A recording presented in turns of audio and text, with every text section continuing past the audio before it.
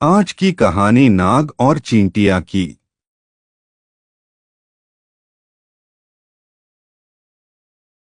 एक जंगल में एक नाग रहता था। वह रोज चिड़ियों के अंडों, छिपकलियों, चूहों, मेंढकों, खरगोश एवं छोटे छोटे जानवरों को खाता रहता था। इस प्रकार छोटे छोटे जीवों को खाकर दिन भर सुस्त पड़ा रहता। कुछ दिनों में ही वह काफी लंबा मोटा हो गया। उसका घमंड भी बहुत बढ़ गया। एक दिन नाग ने सोचा, मैं जंगल में सबसे ज्यादा शक्तिशाली हूँ। मैं जंगल का राजा हूँ। अब मुझे अपनी प्रतिष्ठा और आकार के अनुकूल किसी बड़े स्थान पर रहना चाहिए। यह सोचकर उसने अपने रहने के लिए विशाल पेड़ का चुनाव किया। पेड़ के पास चींटियों का एक बिल था। वहाँ ढेर सारे मिट्टी के छोटे छोटे कण जमा थे। नाग ने कहा, यह बवाल मुझे पसंद नहीं।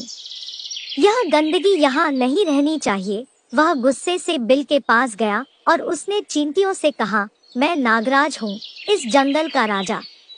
मैं आदेश देता हूँ कि जल्द से जल्द इस कूड़े को यहाँ से हटाओ और चलती बनो।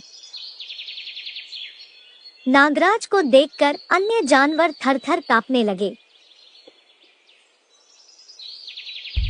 पर नन्ही चींटियों पर उसकी धौंस का कोई असर नहीं पड़ा। अब नाग का गुस्सा बहुत बढ़ गया। उसने अपनी पूंछ से बिल पर कोड़े की तरह जोर से प्रहार किया। इससे चींटियों को बहुत क्रोध आया। क्षण भर में 1000 चींटियां बिल से निकलकर बाहर आ गई। वे नाग के शरीर पर चढ़कर उसे काटने लगी। नागराज को लगा जैसे उसके शरीर में एक साथ हजारों कांटे चुभ रहे हों। वह असह्य वेदना से विह्वल हो उठा। असंख्य चींटियों से वह घिर गया था। उनसे छुटकारा पाने के लिए वह छटपटाने लगा, मगर इससे कोई फायदा नहीं हुआ। कुछ देर तक वह इसी तरह संघर्ष करता रहा, पर बाद में अत्यधिक पीड़ा से उसकी जान निकल गई।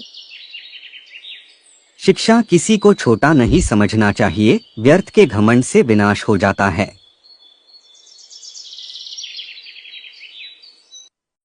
कहानी पसंद आए तो लाइक, शेयर और सब्सक्राइब जरूर करें।